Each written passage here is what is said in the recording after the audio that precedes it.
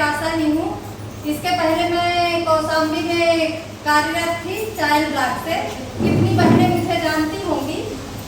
और संगठन के लिए हम लोग 2007 से लड़ाई लड़ते चले आए हैं, लेकिन कोई निष्कर्ष नहीं निकलता है। और इसी लड़ाई को हम आगे बढ़ाते हुए हमारा संगठन एक्टिव संगठन से हमने नई ज्वाइनिंग ली है, जिसकी लड़ाई हमारे बिहार में चली। जिस संगठन की लड़ाई हमारे बिहार की आशाओं ने लड़ा और 32 दिन की हड़ताल उन्होंने की है। 32 दिन के हड़ताल के बाद उनका 21 दिन के हड़ताल के बाद 32वें दिन उनकी घोषणा हो गई। वो मानदेय पे आ गई है आशाएं, प्रोत्साहन राशि से वो मानदेय पे आ गई है।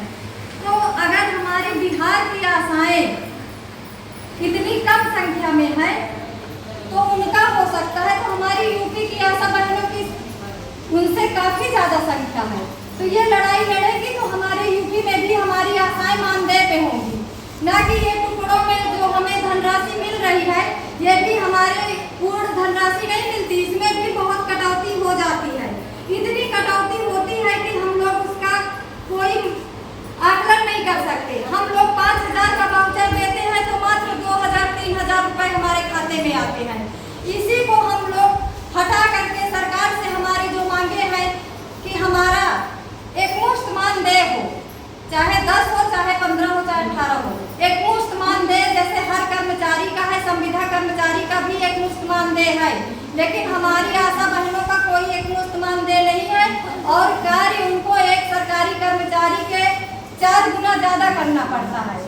और दूसरी बात, हमारी आशा बहनों को इतना प्रताड़ित किया जाता है हर सरकारी स्वास्थ्य विभाग के अधिकारियों के द्वारा।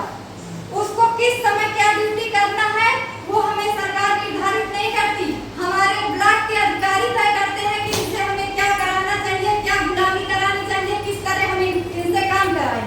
तो हमें सरकार से शासनादेश उसी हिसाब से लेना है कि जितना कार्य हम लोग करते हैं और निर्धारित टाइम पे जैसे हर अधिकारी कर्मचारी करता है उसी तरह निर्धारित समय पे हम भी ड्यूटी करेंगे। ऐसा नहीं है कि हम कोई पेशेंट को लेके जा रहे हैं तो कोई WHO को फोन करता है कि यहाँ आओ पहले विजिट कराओ। ये कौन सा तरीका होता है? हम आशाएं हैं, हमारी जब कोई टाइमिंग फिक्स नहीं है, हमें किस समय कहाँ जाना है, तो ये हमारा कार्य कैसे चलेगा?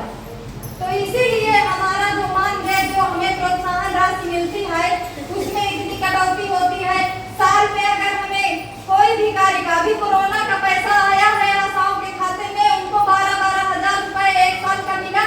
उसमें भी हमारे अधिकारी कर्मचारी 1,000, 2,000 रुपए। एक मिनट, हमारे यहाँ नहीं किया। अभी मैं दुनिया की बात नहीं करती, मैं चाइल्ड ब्लॉक का बता रही हूँ। चाइल्ड ब्लॉक में 2-2 हजार रुपए की CHO के द्वारा घूसखोरी हुई है। उसका जीता जागता प्रमाण मैंने दिया, पकड़ कर उनको सामने पैसे की ऐसी जुए की तरह खेल रही थी आशाओं से, जबरदस्ती मांग रही थी आशाओं से। उनका वीडियो भी वायरल हुआ है। तो हम लोग कब तक अपनी कमाई का पैसा ही घूसखोरों को खिलाते रहेंगे? हमें इनसे मतलब नहीं है, खाते रहे जब तक खाते रहे, लेकिन हमें इस बार इतना लड़ाई तेज करके लड़ाई को जारी रखना है कि हमें सरकार से एक मुश्त मानदेय मिलनी चाहिए। हमें ये टुकड़ियों में मिलना बंद हो जाए तो हमें किसी से शिकायत भी नहीं होगी। इसीलिए इसी के बारे में हम आप लोगों को बताने आए हैं कि हम लोगों के यहाँ प्रयागराज में 2 साल से पैसा रुका हुआ किसी हाल में नहीं मिल रहा। हमारी प्रयागराज की 23 ब्लॉक की आशा बहनों ने मात्र 10 दिन CMO सर को घेरा है।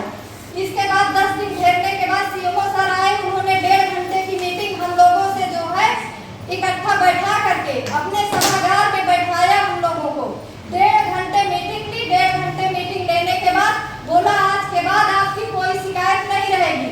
मैं आप लोगों का जो रुका हुआ पैसा बकाया है मैं तत्काल कराऊंगा। हमारे प्रयागराज CMO सर ने इतने अच्छे से कार्य किया कि हमारी हर एक आशा बहनों का पैसा समय से आने लगा। चाहे उनका 2,000 मिले, चाहे 4,000, उनके कार्य के हिसाब से उनको समय से पैसा प्रयागराज में मिल रहा है। मार्च से हम लोगों ने धरना किया, आज भी उनका पैसा लेट नहीं हो रहा। और हम लोगों ने शिकायत लेकर प्रयागराज से 22 आशाएं आई थी CMO sir, Kaushambi CMO sir को घेरने के लिए।